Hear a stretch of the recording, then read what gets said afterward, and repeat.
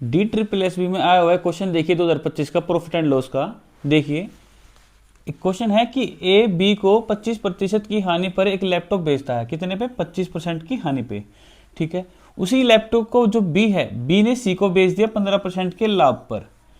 तो फिर क्या पूछ रहा है कि यदि सी ने उसके लिए कितना पे करा है? 7452 रुपये पे किया है। तो आपको बताना है कि ए के लिए लैपटॉप की कीमत कितनी थी। देखिए इस तरह के क्वेश्चन में क्या अप्रोच रहेगी, पहले देखिए ए है, इसमें 3 जन है, ए है, बी है और सी है, 3 जन। इसमें हम मान लेते हैं कि जो लैपटॉप की कीमत थी ना, इनिशियल क्या थी? 100 रुपये थी। मान लेते हैं कि 100 रुपये कीमत थी। तो ए ने क्या करा? ए ने बी को बेच दिया 25% की हानि पे। अगर 100 की चीज़ अगर आप 25% के लॉस पे बेचोगे तो 100 की चीज़ कितने बेच दोगे आप? 75 में। ठीक है, यहाँ समझ में आया कि 100 की चीज़ 75 में बेचने का क्या मतलब है कि वो चीज़ कितने बेच दी? 25% की हानि पर। ठीक है, फिर क्या कह रहा है?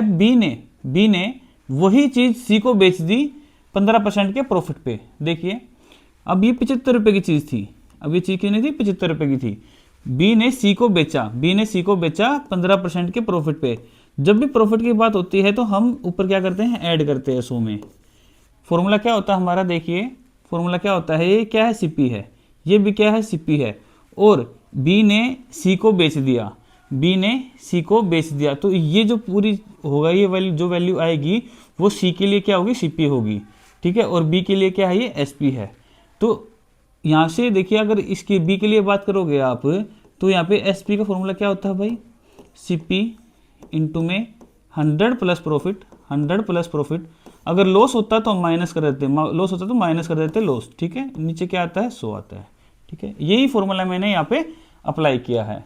ठीक है, और इसकी वैल्यू क्वेश्चन में दी हुई है। सी ने इसके लिए 7452 रुपये क्या करे हैं? खर्च करे हैं। 7452 रुपये क्या करी है? पेमेंट करी है सी ने इसी लैपटॉप के लिए। तो ये जो कीमत थी ये है इसके बराबर है।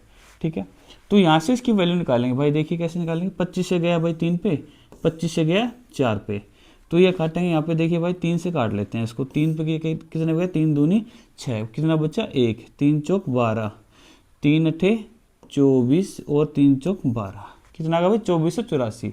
अब ये देखिए कितने से जाएगा भाई? 23 से जाएगा। देखिए 23 पे कितने जाएगा? 5 पे। 23 से गया 5 पे, यहाँ काटे 23 से कम 23, 2 डिजिट आ गए भाई। दो डिजिट आने के लिए क्या करेंगे? पहले जीरो लगाएंगे। 23 अठे 184 हो जाएगा। तो यहाँ से अगर आप इसकी मल्टीप्लाई करोगे तो कोई 5 की वैल्यू, तो 4 की मल्टीप्लाई करनी है आपको 108 से। 4 की मल्टीप्लाई करोगे 108 से, तो 4 अठे 32 हो जाएगा भाई, और 4 एकम 4 हो जाएगा। तो 5 की वैल्यू आ गई हमारी ये। क्वेश्चन में पूछा क्या है कि ए के लिए लैपटॉप की कीमत कितनी थी?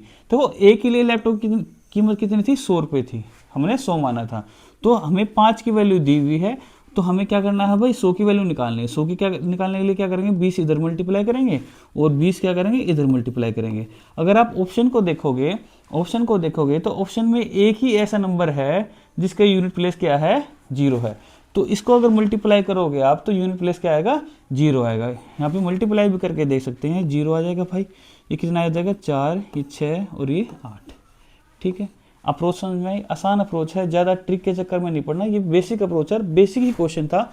देखिए अब इसको कि भाई पहले हमने मान लिया कि 100 रुपये ए के लिए क्या थी? 100 रुपये कीमत थी लैपटॉप की। ए ने बी को बेच दिया 25% के लॉस पर। तो ए ने कितने बेचा भाई? 75 में बेचा। यहाँ से हमने क्या निकाला कि सीपी इंटू 100 प्लस प्रॉफिट, और नीचे क्या है? 100। ये निकाल दिया हमने एसपी का फॉर्मूला। और कितनी पेमेंट करी थी भाई?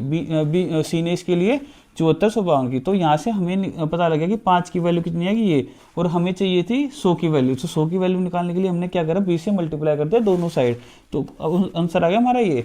अगर ये कॉन्सेप्ट अगर आपको समझ में आया हो तो इस क्वेश्चन को आप अटेम्प्ट करके देखिए कि क्वेश्चन आपसे सोल्व हो रहा है नहीं।